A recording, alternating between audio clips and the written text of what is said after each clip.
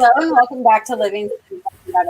We are all stuck at home and many have lost their jobs or are looking for new ways to keep themselves busy while staying safe. Our next guest can help with all of the above. She is beautiful and talented and has made her blog and social media into her livelihood. Please join us in welcoming Amber Miller. Hi. Thank you so much for having me. Hi. Thank you for joining us. Yes, I'm so happy to be here. I'm excited to be back and to talk more about my blog. We're so excited to have you. Now, you have done what so many people would love to do, and I want to know as well as everyone else, how did you get started? I know you previously told me that your blog is your biggest source of income. So how did you start out? So I originally started off my blog as just a hobby. It was purely just for fun, something that I wanted to do when I graduated college. So then started it off just as a hobby, created my own website, started building my social media platform. And then I started realizing like, oh, wow, I can make money from this. And from there on out, the rest is history. And I just continued to work hard at it, build my platform even more and build my audience. And now it's turned into my full-time job. So cool. Yes, and these days it's very important, social media. Amber, what makes a piece of social media content successful? Sorry, can you repeat that question? Yes, what make a piece of social media content? Like if I have a video or photo, like a nice content, what it make it successful? Like a hashtags or what I have to do in order to make it successful? Right. So what I like to tell everybody when they ask me, how they can get started and how they can build their platform is to just be creative and be you, making that creative content that's going to resonate with your audience best. And don't be afraid to ask your audience. Ask them, what do you want to see? What do you want to see more of? What do you enjoy? Or what did you not like? And that way you can get a better understanding of how you can best serve your audience. In doing so, you use hashtags. You can reach out to people that follow you, but maybe you haven't gotten a chance to see what they provide. And just creating those good relationships is going to have people coming back to your page and have them engaging with you more. Okay, so Amber, like, what if you're the type of person who's, like you're considered an influencer, right? Like people, hear you say something and they go out and they do it too. Any tips for monetizing that type of platform as far as being an influencer on social media? Yes, absolutely. So being a blogger, influencer, if you will, there's a few different ways to monetize your blog or your platform. For example, the picture that's up right now, Body Armor, that is a sponsored ad. So that is with Body Armor. That will be going live this week on my page. So it hasn't even went live yet. So super exciting for that. So brand partnerships is how you monetize. Another way of monetizing for bloggers specifically is sharing affiliate links with, affiliate brands such as Reward Style. You can link clothes that people will be interested in. And if they buy through your links, you get a small commission of that. So those are basically the two main ways that I monetize my blog is through sponsored ads and through affiliate links. So I got a question, Amber, because sometimes I receive personally a lot of emails or not emails, DMs. They say like a collab, collaborations. Like if you can contact us an email, that's what we can do collab. What kind of collab is that mean? Like, you need to contact them and find out, or just can be something like a really nice to do with them?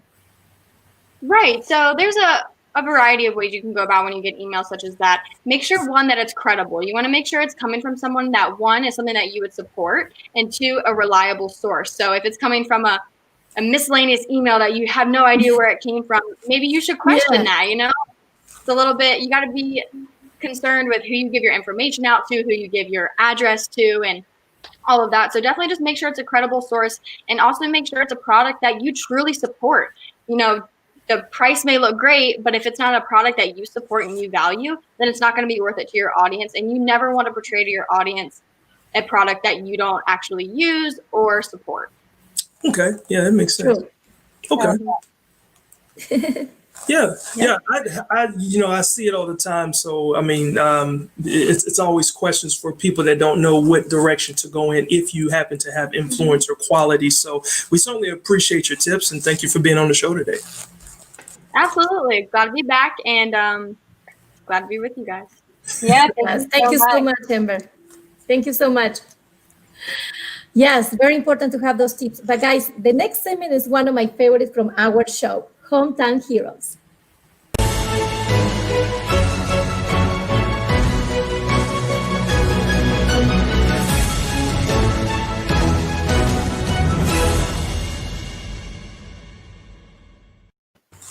That's right. For so many people, a hero is either a fictitious character in the movie, an athlete in sports, or maybe even someone close to you, like a parent. And with a rough, past year, we hear so much about events being canceled and, planned projects falling apart. But Safe House Project is growing, and since January is Human Trafficking Awareness Month, they are adding beds for sheltering and training people to prevent, spot, and report child trafficking. My name? I had no name. Not to them. My innocence was stolen at the tender age of 6 by my stepdad. When I was 12, my dad started sexually abusing me, and that progressed as I got older, and eventually that led to trafficking me to others. No one really wanted to get involved. No one ever wanted to ask the questions or talk about it. And I think that's why it's important to have these conversations, is because a lot of us think of child sex trafficking as something that's happening in a great big city and, people being imported from other countries. And that's true, but it's also happening in smaller communities and families. I think that what is really important to understand is that only 4% of child sex trafficking cases involve abduction. And so what we're really looking at is an epidemic that has woven itself into the fabric of our community, and it's hiding in plain sight. Safe House Project began in Hampton Roads in 2018 in response to the fact that Health and Human Services estimated that 300,000 American children are victims of child sex trafficking every year, right here in our own communities. There's a lot of misinformation. And so before we can truly respond with a solution, we have to understand the problem. And so education is key. Recently, we hosted an event here at Mount Trashmore for World Against Trafficking in Persons Day, which really was a peace march. We wanted to bring together people who want to see sex trafficking eradicated. Safe House Project, in partnership with the Maloof Foundation, is launching the first of its kind survivor written training that teaches you how to spot, report, and prevent trafficking in your community. And so we have to understand, what are the signs and indicators that are present in different types of trafficking situations, so we feel empowered to see something and say something. Choose to fight. We have to choose to fight for our kids. We have to fight for the next generation. And we have to end the generational impact of child sexual abuse and child sex trafficking in America. It is the people who showed me that I have dignity, value, and worth as a human being, as a child, not as a commodity. In the Safe House, I was changed, saved. I am stronger now. I am just getting started. I'm young. My life has barely begun. Here's to holding on to all the things yet to come.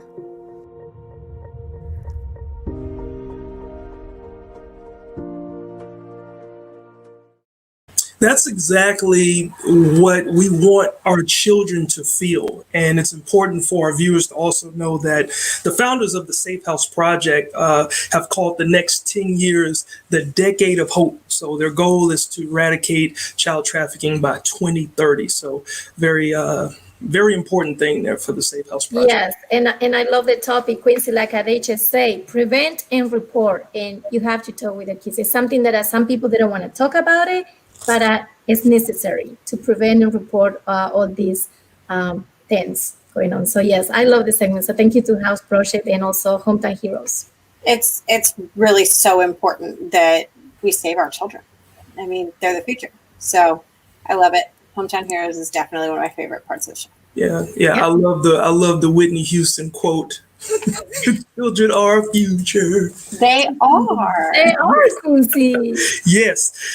Well, the one thing that's important is, I know the Safe House Project got me thinking, ladies, can we truly celebrate a birthday safely outside the house during COVID-19? No. Maybe not. Maybe not. But in the hot air balloon, it is possible. So stick around and see where we're headed next. That's awesome.